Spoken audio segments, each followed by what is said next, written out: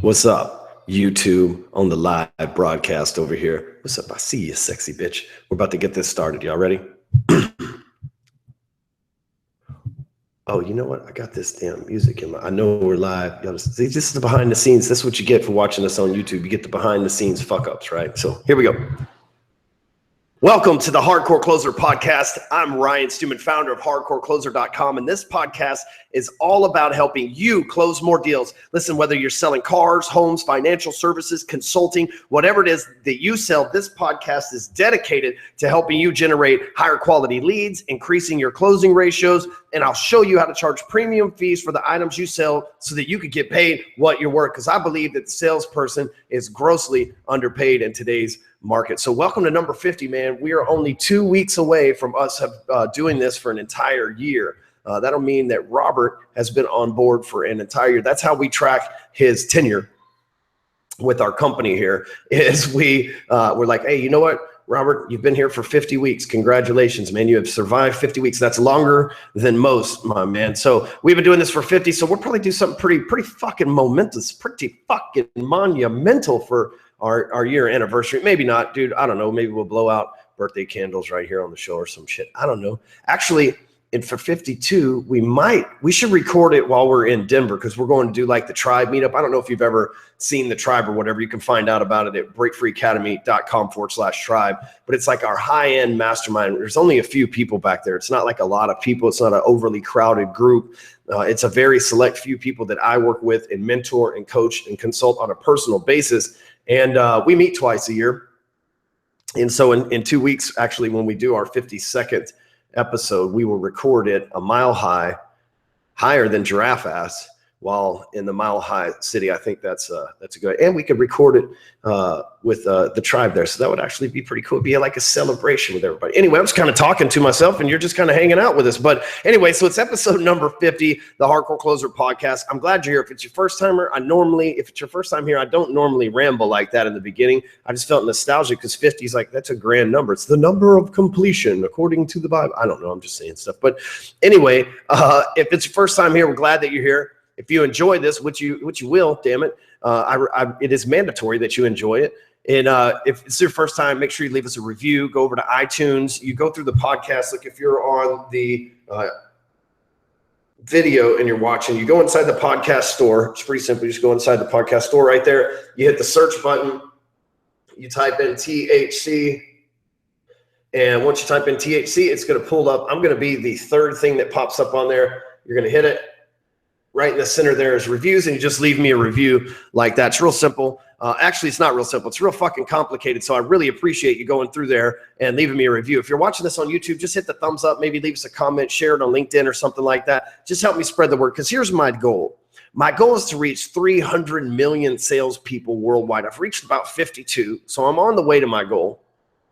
But my goal is to reach 300 million salespeople, because I believe that like most of us, the majority of us are in sales in one capacity or another. And I want to reach the right 300 million that can go out into the marketplace, that sells something that makes a difference, that is the future of sales. And I want to bless them with the knowledge that we share on this show and in the blog posts and all the other ways that I give back to the sales community. I want to be able to know who they are and be able to get in front of them, so that when things come up with the foundation and they need to get involved, like we need to, go and take care of their family or go and pay off all their bills from the Break Free Foundation. I want to make sure that we're doing all that. And the only way to be able to do that for as many people as possible is to get in front of as many people as possible. And so 300 million is my goal there. So here we go. Let me read you an example of a review over here on iTunes, a real one. It says, "Listen or get the fuck out." I like that. That's what I'm talking about. It says by Jay Glazer. Isn't that like the NFL announcer? See, we got celebrities listening to us here. And this is because that's how we roll. You know what I'm saying? And he left us how patriotic. He left us 5 stars on 9/11. Thank you. He says, Ryan tells it like it is. He gives cold, hard sales tips and facts to help you be the best salesman you can be. Love him or hate him, he brings high energy and quality topics to every show. I'm a $50 million a year sales producer and listen to every episode like clockwork. That's what I'm talking about, Jay Glazer. $50 million a year. The $50 million man. 50 million. That's what the fuck I'm talking about. Jay is most likely in real estate, financial services, or mortgages. Maybe he just made $50 million a year. Maybe Jay's just in the goddamn balling business. You don't know. That is badass, though. See, that's what I was telling my sales guys. We were hanging out at Travis's house. Travis Plum was one of my sales guys. We're hanging out at his house watching the Super Bowl. His significant other just had a baby, so we were over there checking out the baby, watching the Super Bowl and everything. And I was telling there was 2 or 3 guys on my sales team, Josh and Patrick was over there, and I'm talking to him, and I'm like, here's the thing, man. You know, we don't sell stupid shit to the masses. It's not like we're over here selling, you know, Make America Great Again hats or some shit like that, or we're selling like, you know, something on Shopify. We're selling higher level education to people that are already making 6 figures a year. Most people that make 6 figures a year got things pretty dialed in. They're pretty smart people. So if you think about this, I mean, we're selling PhDs to people with master's degrees already. Like, we're selling to the elite. And the thing is, when you're selling to elite, it's not easy because they're very good salespeople. They get the gimmicks, they get the games. And so I was explaining to my guys, like, hey, you can't come across as the hardcore closer. But anyway, the reason why I say that is Jay's a prime example, right? The people that are listening to this show aren't the same people that listen to the other guys' shows. You're not the startup crowd. The guys that just got into sales are not the guys that usually listen to this. The ladies that are trying to figure out if maybe they want to go from processing to being a loan officer into the sales department somehow, they're usually not the ones that listen to this. It's the alphas that listen to this, the people that are doing 50 million a year. That shit makes me proud, Jay. I don't know you, but we should get to know each other, man. Are we friends on Facebook? If not, you send me a damn request, son, because we're going to get connected. So let's jump into this episode. Let's talk about the 5 habits of top performers, right? And that's exactly, we're talking about alphas. The only way to be alpha is to be the top. And so there's 5 habits that really top performers, top producers really, these aren't, if you have 1 or 2 of them, it's like you need to have all of these if you want to be the best. You can't. It's like a well-rounded. It's like a well-rounded 5 things that you must have. A well-rounded 5 habits. But if you don't create these habits, you'll fall off balance, and you can't get to the top. Like, you think about climbing a mountain. If you're not balanced, there's no way you're going to make it to the top of Mount Everest. Right? Then you're going to get to certain altitudes. You're going to be unbalanced. You're not going to be able to hang on with one hand when you need to swing an axe with another, or however the pick, whatever the hell you use to get up the side of a mountain. It's not going to work out if you don't have all 5. So if you're listening to the episode as we go through this, you're like, damn, I don't do that, man. If you want to be the top, this is what you got to do. And here's the thing. Maybe you think, well, I am the top of my office, but what about being the top in the nation? And you might be like, well, I am the top in the nation. Like, what about being the greatest of all time?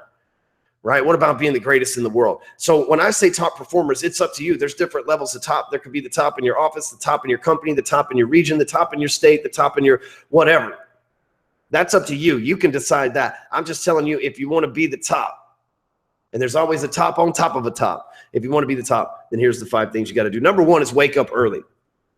I don't know a single successful salesperson that sleeps in. It's just, it's like, I can tell the guys that make the most money and do the most business because they're up early for a couple of reasons. A, they got work to do. B, they got a lot on their mind. And really, let's say more than a couple of reasons. They got work to do. They got a lot on their mind. They got responsibility. And man, when you're helping people and you're in the zone and you're making money and you're changing lives and you're doing your job, like, man, you get excited. You don't want to sleep in. You've got something worth waking up to. I always say this is like, I don't sleep much because my reality is better than my dreams. And I worked hard. I've lived a fucking nightmare, guys. I've been to prison. I've had to wake up in the house of hate for fucking 15 months of my life. I'm talking about the house of hate, robbing, raping, pillaging, stabbing, riots, tear gas. I've been through all that shit. I have woke up in places where like I wanted to die. I'm telling you. But I still woke up early. I don't know why, because that was when they fed us. I'm just kidding. But here's the thing. Like, I've had these nightmares, and I've lived these nightmares, and now my reality is better than my dreams. I remember when I was in prison, man, I would dream about being free. You know, I would dream about what it would be like to kiss a girl again. I would dream about what it would be like to be in some of the murder mysteries or the books that I read. I would have these dreams, and like now I'm out here, and I don't need that much sleep. Now, I get my fair share, but I don't need that much sleep because I'm living. Now, I'm not saying I'm living the dream. That sounds so cliche, but I'm enjoying reality. How about that? I'm enjoying being awake. I always say, like the great philosopher Pimp C once said, I'm up early because there ain't enough light in the daytime. And if y'all know about that, y'all some real OGs. It's a high five on that shit. Yeah. And so, but anyway, South Texas, RIP Pimp. But anyway, so the thing is, waking up early is like, man, we've got something to be motivated to. Now, I go to sleep at like 9 or 10 o'clock at night. If I go on date night or something like that, I stay out late. But most of the time, 9 or 10 o'clock at night, I go to sleep right after my kids. Sometimes I beat them to bed. But I'm up at 4:35 a.m. every single morning without an alarm clock because I got stuff to do. As soon as my eyes open, I don't roll over and go, oh, man, I've got to live the day.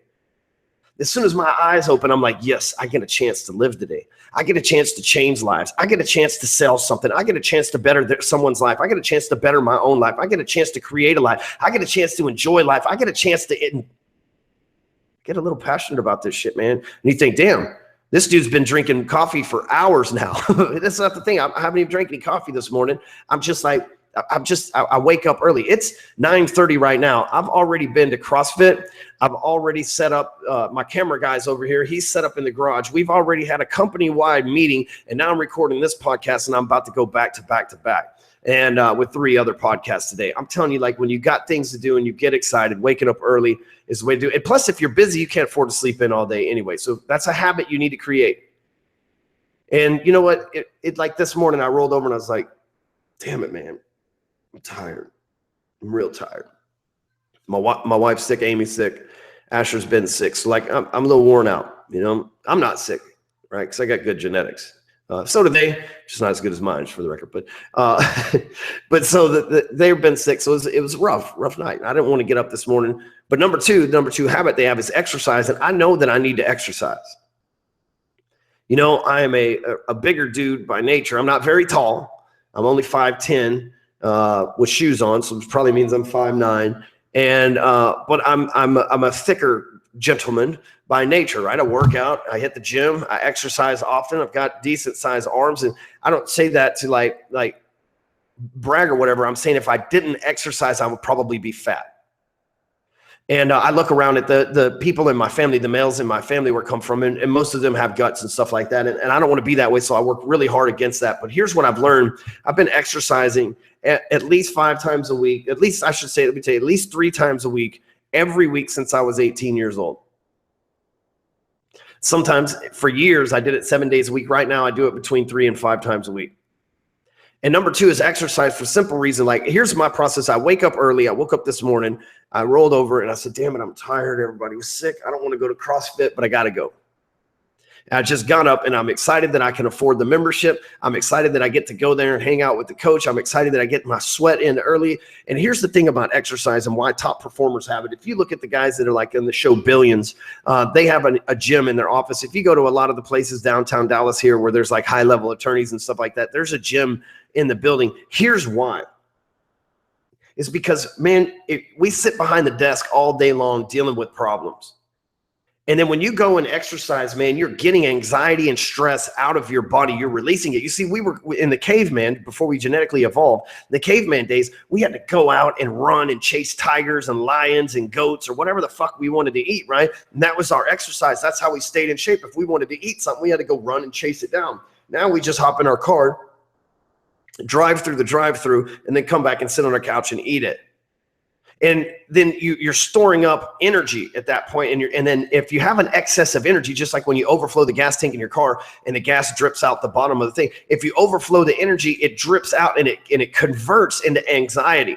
So you become under a tremendous amount of stress because you've got so much anxiety built up because you're not exercising the demon, right? You're not getting the demons, the anxiety, the things out of your body. Exercise is crucial. There's a reason I work out, and it's not because I necessarily like it. And it's not even so much that I don't get a gut like the people, like the other gentlemen in my family. It's the reason why I exercise is because I need to get that stress and that extra. I'm a high energy person. I need to get that stress and that extra energy out. I want it out of my body. If I don't exhaust it, if I don't relieve it somehow, if I don't leave it all on the field, then I'll end up trying to fight somebody, not fight as in physically like punch somebody, because damn, I'm not a freaking savage like that over here. But I'm saying I'll end up arguing at home, or I'll end up arguing with somebody on my team, or I'll end up creating some sort of way to get that anxiety out that does me absolutely no good. And exercise is key, and all top performers exercise. Whether it be power walking, running, CrossFit, the Olympics, wrestling, MMA, boxing, whatever it is, they all exercise. You have to. I went to the doctor yesterday, and the doctor just like for a little intro checkup thing. I got my old physician moved away, so I need to meet this new guy just because I'm getting old. And, it's like, he asked me, said, man, you own your own business. Your blood pressure's, extremely good for somebody who's probably under as much stress as you. It's like, man, I have the balance. I exercise, I eat well. And you know what? And so that when things come stressful, yes, do I flip out from time to time? Absolutely. But I maintain the stress a lot better than most because I'm getting the anxiety out. Stress and anxiety is a bad combination. Number 3, we stay uncomfortable. Listen, I've known guys who make hundreds of thousands of dollars a month, and they'll sleep on the couch or even the floor until their projects are done. Like, this is the way that people keep, this is the way to keep hungry. You know what I'm saying? It's like, I remember when, and even today, I'm still this way. I don't ever want to get comfortable.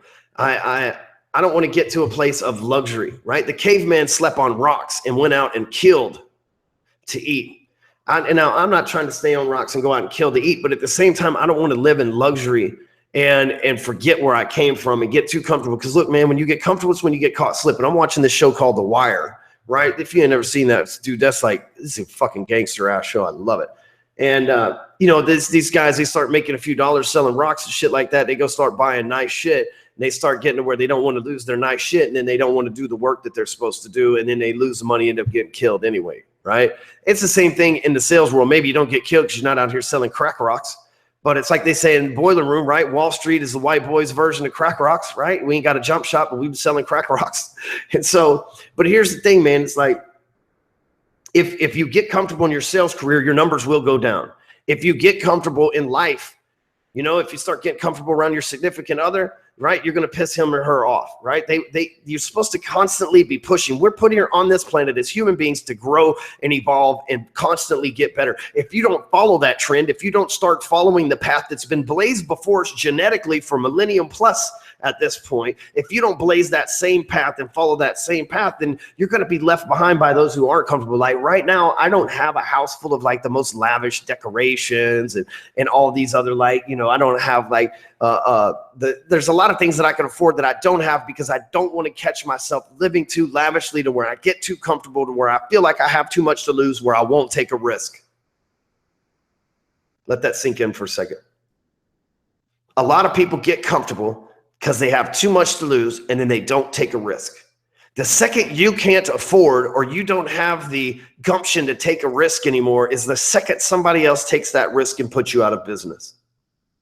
It's the second that you don't feel like you need to take that up. It's the second the salesman that's been right behind you as salesman of the month, just waiting for you to fuck up, steps up and becomes and catches the momentum. We just saw what happened on the Super Bowl. That catch changed everything. The second that dude caught the ball and kept it from hitting the ground, it changed the momentum of the game, and the Patriots came back and won. They didn't get comfortable with losing, but what happened was the Falcons got comfortable with winning. We saw it. They all thought it was over with. Good, man. We could just take a deep breath now. It's all good. Brady saw an opportunity. I'm not even a sports guy, but I watched it happen. It's the first football game. I watched two. I went to the Cowboys opener at home because my buddy Howard Getson gave me tickets, and then I watched this game on TV over at Travis's house Sunday. But Brady stayed focused. He didn't get comfortable. He got way uncomfortable. He had to throw a lot of passes. He had to take a lot of hits. He had to open himself up, but they came out and they won. The second that the Falcons started just trying to protect what they had, they got comfortable and they lost. That's a metaphor for life, y'all. For life, essay. All right, number 4, they have a mentor, a coach. Right? Successful people don't believe they can do it by themselves. Now, I'm not saying that they pay somebody. And I'm not saying that that they all pay somebody, but they have a coach or a mentor. Even if you look at the show, we'll go back to the show Billions, and they're making billions of dollars, and they have an in-house coach. They have the lady who's married to the whatever the fuck, right? The DA, the federal district attorney, whatever the hell they're called, the federal attorney. What do they call those guys? Anyway, it doesn't matter. So I hope I never have to deal with one again. And whatever they call those guys, she's like his wife, but she's also the coach of the company. So like when guys have a problem, they come in, they sit down, talk to her, and she's their therapist. And so like they have somebody, even though she's not as rich as them, even though she's maybe not as good at sales as them, she's somebody there to mentor them and coach them through whatever it is that they're going through so that they can get whatever it is that they want to get. You see the top producers, like let's take Tiger Woods when he was at the top of his game. I think he had 6 coaches. Let's talk about Conor McGregor. As soon as he won the belt, then that meant that he had enough money to go buy the finest coaches, the finest training facilities, the finest nutritionists, the finest doctors, the finest drugs, and the finest bitches. I'm sorry, I got a little off track there. He got all that shit, right? Because he knew if he was going to be the best, he had to get uncomfortable, and he had to surround himself with people that would not allow him to get comfortable. A coach will not allow you to get comfortable. Right? A mentor will not allow you to get comfortable. If a mentor gives you the, well, now you should probably chill out and take a break and enjoy your squander, that is some bullshit. Right? Raw talent refined is unstoppable. It really is. And when you have somebody that can take your raw talent and coach you into professionalism, man, I don't even know how to explain the power behind that. Like, I was naturally a good salesperson. And I hired a sales coach, and I became an exceptional, some people say I'm one of the best in the world at it.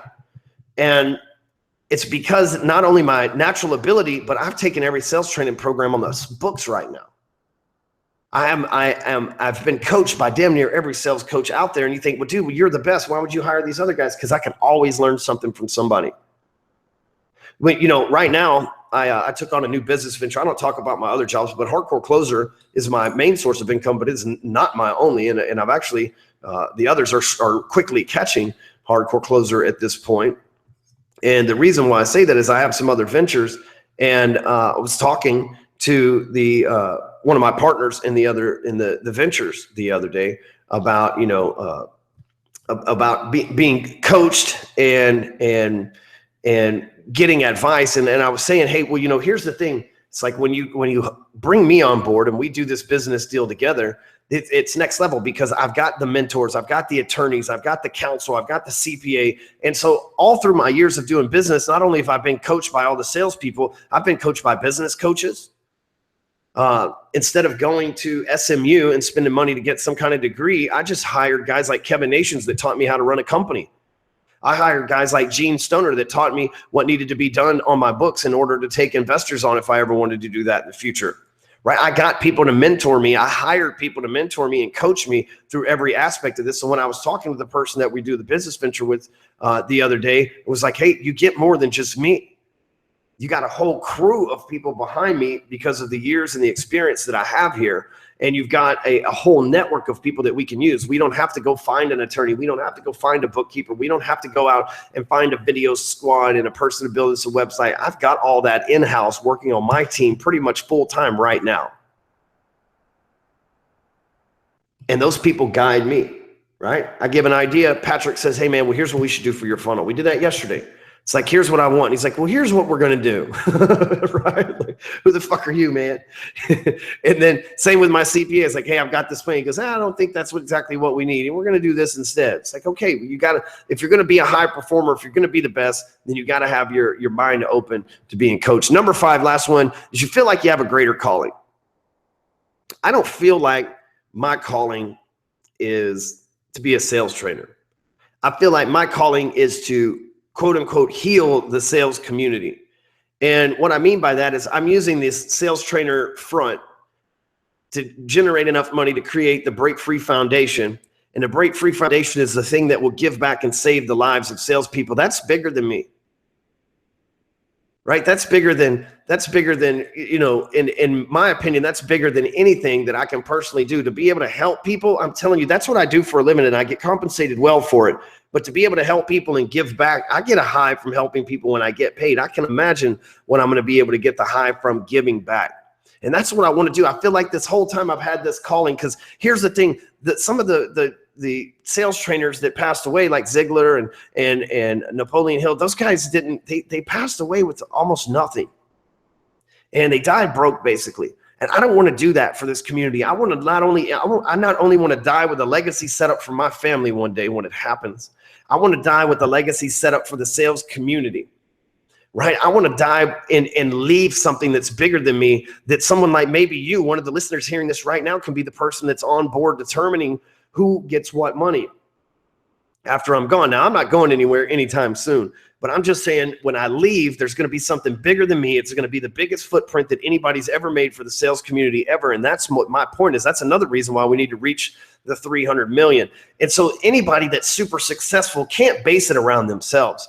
We see guys out there that are gurus, sales trainers, social media people or personalities. They take a bunch of selfies and they're always talking about themselves and they're not lifting up their clients and they're not lifting up their people that work with them. And all you see is a picture of them and how awesome they are and how cool they are and the fact that they interacted with you and everything else. Those guys are probably not who they really pretend to be. They're probably not worth near as much money as they act like they are. Because listen, if your calling is just you, if you're the be all end all, then it's not big enough, right? Most of us don't even like ourselves. Those dudes that take all those selfies and shit, that's because they want you to reaffirm that you like them because they probably don't like themselves.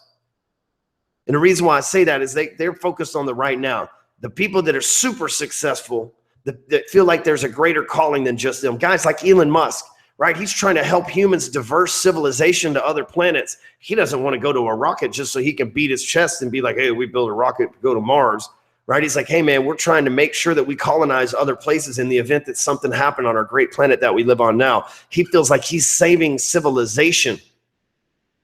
Same thing with Google and their driving cars is like they feel like nobody should be driving a 2-ton death machine. So they're building self-driving cars to make the world a safer place to where humans can live in a utopian society instead of having to worry about some jerk off hitting you in the back of your Maserati when you're parked at a fucking red light still for 5 minutes and then he hits you twice like happened to me 2 weeks ago. Those guys that are super successful feel like they have a higher calling. The preachers in the big mega churches like Joel Osteen and Rick Warren, they have a higher calling. They're saving souls. Rick Warren's got the second most best-selling book on the planet, Purpose-Driven Life. And it's not about him. It's not a book about how he 10x'd his church congregation. It's about how it's something bigger than him, about how the people that he's trying to save can tap into a higher calling to live a more fulfilled life. And that's why it's such a big seller, right? It's about something bigger than you. So if you're selling something bigger than you, it's not about selling cars. It's about providing a family with transportation so they don't lose their job, right? It's not about selling houses. It's providing family with the right house in the right area with the right education for their kids to where they're safe and sound and proud and can represent and pay taxes and stimulate the economy and make everything better, roof over their head. It's got to be bigger than you. That's what successful people feel like. So let's recap this. 5 habits of top performers. Number 1, they wake up early. You got to get up at 5 a.m. or earlier if you want to hustle and you want to be the top. Number 2, exercise, man. If you let that anxiety and stress do that 1-2 combination to you, man, it's like, dude, you ever drink beer and whiskey the same night? Yeah, it's like that feeling. Number 3, stay uncomfortable. Right? The second you get comfortable is the second that somebody else steps out of their comfort zone and decides that they're going to pass you. Be careful with that. Don't ever get too comfortable. Stay hungry, my friends. Number 4, have a coach or mentor. If you think that you're the smartest person in the room, you need to get the fuck out of that room. If you think that you're the smartest person in your business, you need to get the fuck out of that business. Right? Those people, I had somebody the other day, he's like, I've never had a coach. I'll never have a coach. And he has a pretty big successful business. But at the same time, that kind of thinking has brought many a men down because you can't think that you're the best you can think that you're the best, but even the best knows that they need a coach to keep them on track. And number 5, feel like you got a greater calling. Do it for something bigger than yourself.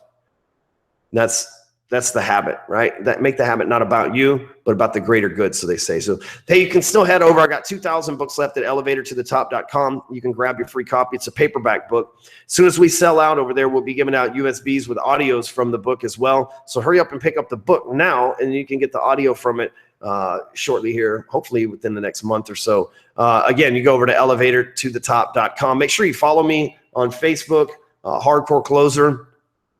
You can find all my social media profiles at Clixo, CLYXO.com/closer. While you're there, sign up for Clixo. It's awesome. It's like the ultimate social media bookmarking site. You'll love it. It's absolutely free, and I own the company. So I built it for the sales community to make your life easier and emails and business cards and all that good stuff. So you can always get the show notes and resources over at closerpodcast.com. And make sure, again, I'm going to ask 5-star review over on iTunes if this was your first time, especially if you've been here more than once and you hadn't left me a review. Damn it, unless you own an Android, you have no excuse. With that being said, thanks for hanging out, everybody. We'll catch you next week. Same bat channel, same bat time. Later.